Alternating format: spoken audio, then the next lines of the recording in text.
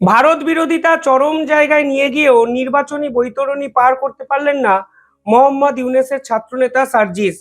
শেষ এক বছর ধরে ধারাবাহিকভাবে ভারতের বিপক্ষে এমন কিছু কথা এই ছাত্রনেতা বলেছেন, তা আজকের দিনে ব্যাকফায়ার হয়ে তার রাজনৈতিক কেরিয়ারে কিন্তু ফিরে আসতে শুরু করলো। আমি বারবার ধরে বলেছি, এই ছাত্রনেতারা মাঠে ময়দানে রাজনীতি করে রাজনৈতিক চরিত্র হয়ে ওঠেননি। তাদেরকে আমেরিকার ডিপ স্টেট কার্যত পয়সা দিয়ে প্রজেক্ট করে বাংলাদেশের নীতি নির্ধারক করে তুলতে চেয়েছিল, যা বাংলাদেশের সাধারণ মানুষ কিন্তু প্রত্যাখ্যান করলো। যদিও নির্বাচনে ভোট পড়েছে মাত্র 48%, তবুও যে কতিপয় ব্যক্তি এই নির্বাচনে অংশগ্রহণ করলেন, তাদের মনে এই জামাতপন্থী ভারত বিরোধী ছাত্র নেতাদের জন্য যে কোনো সহমর্মিতা নেই, তা কিন্তু স্পষ্ট হয়ে যাচ্ছে। শেষ এক মাস এই ছাত্রনেতা কি কি বলেছেন, আমি একটা একটা করে আপনাদের বলার চেষ্টা করছি, এবং আপনারা বোঝার চেষ্টা করুন কেন এই ছাত্রনেতার জয় কিংবা পরাজয় আলটিমেটলি বাংলাদেশের সাধারণ মানুষের কাছে গুরুত্বপূর্ণ ছিল। কিছুদিন আগে বাংলাদেশের এক ছাত্রনেতা ওসমান হাদি, তাকে কিন্তু হত্যা করা হয়েছিল, এবং সেই ওসমান হাদির মৃত্যুকে কেন্দ্র করে ভারত বাংলাদেশের রাজনৈতিক পরিস্থিতি ফের উত্তপ্ত জায়গায় কিন্তু পৌঁছে যায়। সে সময় এই ছাত্রনেতা বলেছিলেন, ভারতীয় আধিপত্যবাদ বিরোধীদের ভয় দেখাতে হাদিকে গুলি করা হয়েছে। অর্থাৎ ওসমান হাদি যেহেতু ভারত বিরোধী ছাত্রনেতা ছিল, তাই ওসমান হাদিকে গুলি করে মেরে ফেলা হয়েছে। এমনকি এই ছাত্রনেতা এর আগে বলেছিলেন যে ওসমান হাদির মৃত্যুতে যিনি জড়িত, তিনি নাকি ভারতের মদতপুষ্ট এবং ভারতে নাকি তিনি আত্মগোপন করে আছেন। কিন্তু আজকের দিনে দাঁড়িয়ে ওসমান হাদির মৃত্যুতে আসলে কে জড়িত, তার কোনো কুল কিনারা কিন্তু বাংলাদেশের এই মোহাম্মদ ইউনূস সরকার করে উঠতে পারেনি। অর্থাৎ প্রতি মুহূর্তে ভারত বিরোধিতা আসলে যে এই সার্জিসদের মতো ছাত্রনেতাদের সস্তা রাজনীতির উপর অবলম্বন উপজীব্য, তা কিন্তু বাংলাদেশের সাধারণ মানুষ স্পষ্টভাবে বুঝে গেছে। কথায় কথায় ভারতের প্রধানমন্ত্রী নরেন্দ্র মোদীকে নিয়ে উক্তি এই সার্জিস আলম বলতেন। কিছুদিন আগে তিনি বলেছিলেন, যতদিন হাসিনা ভারতে থাকবে ততদিন সম্পর্ক স্বাভাবিক হবে না। অথচ আজকের দিনে দেখুন, এই সার্জিসরাই বাংলাদেশে আর ক্ষমতায় থাকলো না, ফলে এরা ভারত বাংলাদেশের সম্পর্ক ডিসাইড করবে, সেই রকম খারাপ অবস্থা অন্তত বাংলাদেশ কিংবা ভারতের রাজনৈতিক মহলে আর থাকলোই না। তিনি শেখ হাসিনার বিপক্ষে কথা বলতে গিয়ে বারবার বলেছিলেন, এই আওয়ামী লীগের সংবিধান, এই সংবিধান ভারতের মদতে তৈরি হয়েছে। এমনকি আওয়ামী লীগের সংবিধানকে ব্যান করে দেওয়ার জন্য এই সার্জিসের মতো চরিত্ররা বাংলাদেশের কোর্টের দ্বারস্থ হয়েছিল। এমনকি আওয়ামী লীগকে নিষিদ্ধ করার পিছনে সার্জিসের অবদান কিন্তু অনস্বীকার্য। আজকে সেই সার্জিস আলম বাংলাদেশের পঞ্চগড় নামক জায়গা থেকে নির্বাচনী বৈতরণী পার করতে পারলেন না, যার প্রধান কারণ হলো এই উগ্র ভারত বিরোধিতাকে সাধারণ মানুষ ভালোভাবে নেয়নি। পাশাপাশি তিনি বলেছিলেন, ভারতীয় দূতাবাস ভবন এদেশে রাখার অধিকার নেই। রাজনীতি খুব একটা সহজ জিনিস নয়।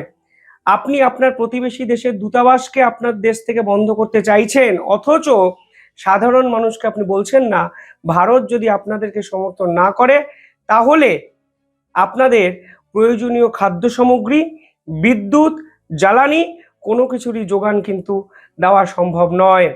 অর্থাৎ ভারত থেকে দিনের পর দিন সুযোগ সুবিধা নেবেন, অথচ আপনি প্রকাশ্যে বিবৃতি দিয়ে বলবেন ভারতীয় দূতাবাস ভবন এদেশে রাখার অধিকার নেই। সেই রকম দ্বিচারিতা সাধারণ মানুষ যে মেনে নেবে না, তা আমি বারবার একাধিক ভিডিওতে বলেছি। আজকে দেখুন, এই সার্জিসদের রাজনৈতিক ভবিষ্যৎ কোন দিকে যাবে তা নিয়ে বড় সড় প্রশ্নচিহ্ন কিন্তু উঠে গেল। এই সার্জিস তার কি বলেছিলেন, তিনি বলেছিলেন ফেরত দিন হাসিনাকে, বিচার করবে বাংলাদেশ। আজকের দিনে দাঁড়িয়ে যার কোনো ক্ষমতাই নেই, সে আর কিভাবে বিচার করবে? এখন প্রশ্ন হলো, এই সার্জিসরা যেভাবে বাংলাদেশের অর্থনৈতিক পরিকাঠামো ভেঙে গুড়িয়ে দিল, তার বিচার কিভাবে করবে? এই সার্জিসরা যেভাবে একটি দেশকে পাকিস্তানের মতো জঙ্গি দেশে বদলে দিল, তার বিচার কে করবে? এই সার্জিসরা শুধুমাত্র ভারত বিরোধিতা করতে গিয়ে যেভাবে ভারতের ব্ল্যাকলিস্টেড হয়ে বাংলাদেশকে বিপজ্জনক ভবিষ্যতের দিকে ঠেলে দিল, তার বিচার কে করবে?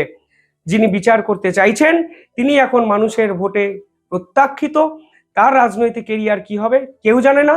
কোটি কোটি টাকার সঞ্চয় বেড়েছে, অর্থ বেড়েছে, শুধুমাত্র ডিপ স্টেটের মদত পুষ্ট হয়ে তারা বাংলাদেশে মোহাম্মদ ইউনূস সরকারের সূচনা করেছিলেন। আজকে যেই সরকার মুখ থুবড়ে পড়লো, এমনকি সার্জিসের মতো চরিত্ররা এখন বাংলাদেশে সেফ এক্সিস্ট খুঁজছে। এই সার্জিস বলেছিলেন ভারতের মদতপুষ্ট দলের দেশে রাজনীতি করার সুযোগ নেই। যারা নির্বাচনে জিততেই পারলেন না, তারা কি এবার কারা রাজনীতি করবে কারা করবে না সেটা ডিসাইড করবে? যখন ভোটে আপনি হেরে গেছেন, তখন আপনি কিভাবে রাজনীতি করবেন সেটা ভাবুন।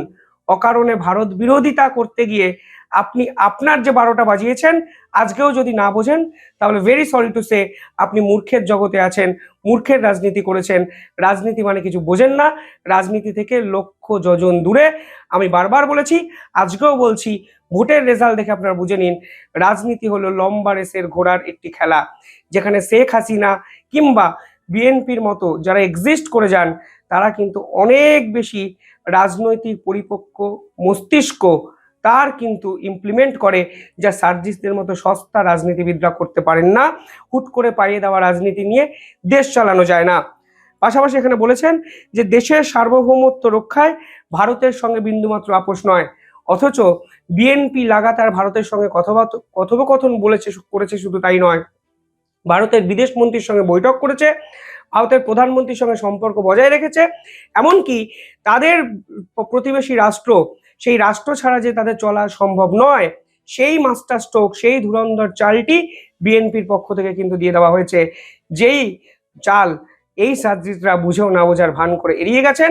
আজকে দেখুন পরাজয়, এদের বাংলাদেশের রাজনৈতিক কেরিয়ারটাকে বড় সড়ো এক অনিশ্চয়তায় কিন্তু ঢেকে দিল। যাই হোক, কিভাবে দেখছেন কমেন্টে জানাবেন। এবং এরপরেও যদি না বোঝেন দক্ষিণ এশিয়ার পলিটিক্সে ভারত কেন গুরুত্বপূর্ণ, তাহলে আপনিও হয়তো সার্জিসদের সেই কথাবার্তাগুলো বিশ্বাস করে এখনো একটা ফানুসে চড়ে অন্য গ্রহে যাওয়ার চেষ্টা করছেন। যে ফানুস ফেটে গেলে বুঝবেন ultimately deciding factor Bharat, deciding factor Narendra Modi এবং ভারতবর্ষের কূটনীতিবিদরা। কিভাবে দেখছেন পুরো বিষয়টি কমেন্টে জানাবেন। দেখতে থাকুন দ্য ইন্ডিপেন্ডেন্ট বেঙ্গল। ধন্যবাদ।